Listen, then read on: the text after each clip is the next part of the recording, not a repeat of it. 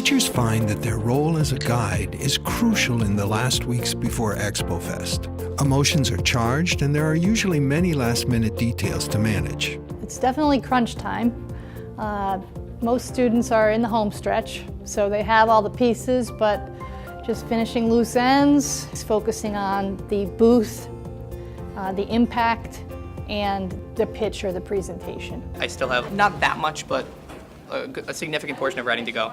So it might not be like a thick book, but it's going to be a finished piece of writing. So I have the parts to build my prototype, and I also have a detailed diagram of the prototype. Basically what I did there is I just stuck a whole bunch of phone jacks on a piece of plywood, make it look a little bit nicer. That's what's going to be displayed at my booth. Like yesterday, I was driving around at 6 o'clock. I went to two different Radio Shacks and called another one trying to find one of the things I needed, but unfortunately they were all closed up and sold out of the things I needed. I'm happy that I did go through with a second experiment because I feel like it definitely shows like the progress that I made through my like capstone journey and stuff like that. So. A finished product isn't always necessary. I think a bigger thing that really shows a lot of confidence is if they had a problem and they were able to troubleshoot it and to kind of work around that process. I think that really shows more confidence and more drive. I contacted a mechanical engineer that I'm talking to about modifying this dispenser that I bought to possibly take coins, because I will be bringing the dispenser to Expo to show, like, I have this plan for the future of where it could go, but right now I have the app and the concept for use at college parties as well. On Monday, this Monday, as in a few days from now, the Launchpad is open for the judges, which means that you really want to make sure you have all of your written documentation and as much as possible on there. How do you add it to your drive? Okay. There's a little button. You should be able to get the link and put that right in Launchpad. It worked for 4 of them over there. I find that toward the end, the students are so wrapped up in the details of the project that they need to revisit the big picture. So we do spend a day kind of, going back to basics. When you first decided upon this project, what was the main goal that you had? It took me a lot longer than I thought it would, because I was at a point where I was almost done with the whole thing, and then I had like the realization that it was way too broad and I needed some kind of specific thing. So then it was difficult to try to come up with something and then finish it within like 1 to 2 days, so I would have something to like show on my website. Structured expectations continue to help students bring their projects to fruition. Our pitch is more informal. It's done at the booth over and over and over and over and over again for the 4-hour duration.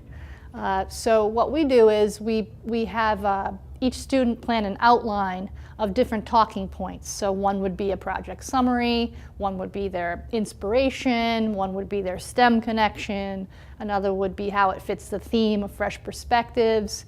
So we'd have a short list of 8 or 10 talking points, and then we'd rehearse sharing those in an interactive way. Hopefully by the time we get to the expo, they're able to redirect their pitch to what the person wants to know. I personally like to see the kids dressed really sharp and professionally. If their attire matched their project in some way, if something was necessary, we make exceptions, but we do dress fairly formally. And then the booth layout is a big deal as well. I have them sketch out on a large chart paper what their booth will contain. Many of the hallmarks of an effective entrepreneur come into play as students approach Expo Fest. There's a lot of connection between the selling of an idea, the communication of, buy into it. You definitely have to market your idea, and a lot of that ties into, how do you set up your booth for your display? What kind of engaging tactics do you use when you're speaking with people? By this point, students have the entrepreneurial skills to present an effective project. These can include financial literacy, teamwork, creativity, self-motivation, and the ability to plan and manage ambiguity and marshal resources. There's a lot of overlap between the entrepreneurial area and Capstone. Some projects more than others fall into a more entrepreneur business domain. I think a business plan is essential. When I say business plan, doesn't mean that necessarily it's something they're going to sell, but it's feasible. It means that they have thought about things like, if it's an experiment, that they've done enough trials, that they're scientifically solid. I decided to go the diabetic route because it would just make more sense for my project. It specified what audience I was using. Usually, students come to Expo Fest together by school bus. Teachers have many methods to keep students organized and calm. We have a system now where they bring in a rolling luggage, and we wrap the computer monitor in a blanket, and then each student brings a tablecloth, a power strip, and an extension cord from home, because we don't have enough for everybody.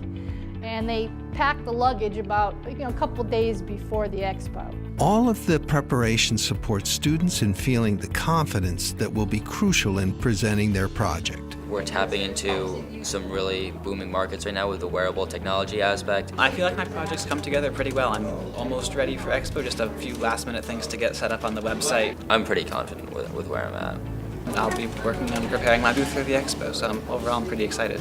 They know their message, they know what they have, they know what they want to communicate, and hopefully it all comes together at the booth.